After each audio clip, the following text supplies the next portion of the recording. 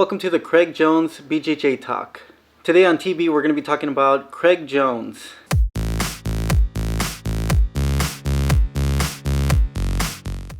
Stick around because we're going to talk about Craig Jones' accomplishments, his influences, and jiu-jitsu style. And a little bit about his instructor as well. Craig Jones is a black belt under Lachlan Giles. Lachlan's nickname is Lucky. Lucky competed in the EBI before Craig Jones did. Lucky also has a YouTube channel that I happen to enjoy, by the way.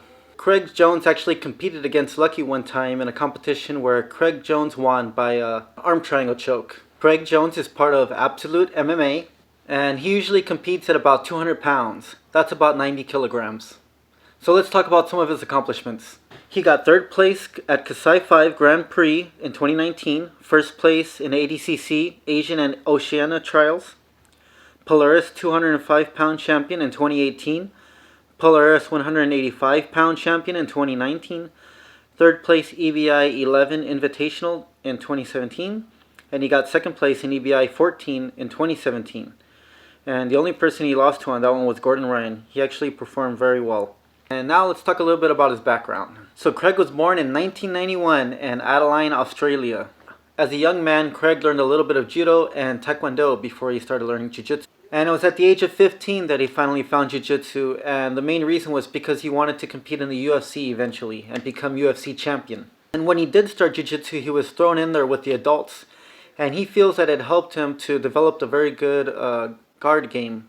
And he also feels that it helped him to be able to learn to protect himself while he's on bottom, because he was always dealing with much larger and stronger opponents from the get-go. He said that he didn't really start working on leg locks until he was preparing for an ADCC competition. Some of the extra exercises that he does to prepare for jiu-jitsu is he does a little bit of swimming and weightlifting. And he says that the swimming he does mostly for cardio, and that the underwater swimming helps him to learn to kind of relax under stressful situations. I actually found that this helped me too, because when you swim underwater, it really forces you to be able to control yourself and not use any extra effort more than you need to, because you'll run out of oxygen really quick that way.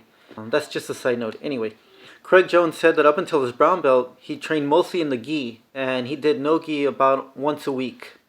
And then when he got his brown belt, it was about 50-50, gi and no gi.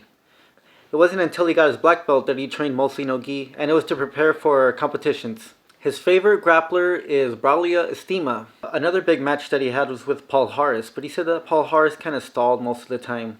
He said that his favorite match was when he went against Keenan the second time, because he felt that he had improved quite a bit from the first time that he went against Keenan. He felt that he was mostly dominated on the first time. I first noticed Craig Jones when he competed in EBI 2. So in EBI 2, he went up against all these different competitors, and he was just finishing them with leg locks pretty quickly.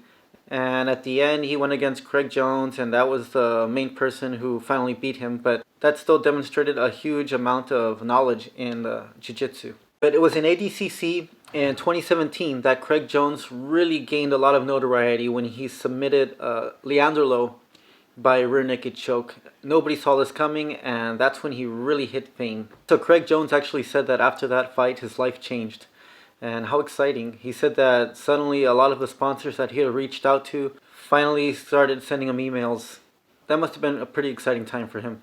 Craig is most known for his leg lock attacks. He does use a lot of conventional leg lock entries, but some of his leg lock entries seem to be unique to himself. He also is known for having a very strong Z guard, but I feel that his reverse X guard is what really catches a lot of people by surprise. That's because the reverse X guard is a lot less common. So if you'd like to see more videos like this where I talk about jiu-jitsu practitioners and a little bit of their history and their accomplishments, then go ahead and hit this link right here in the corner and you'll be on your way, okay? Thank you.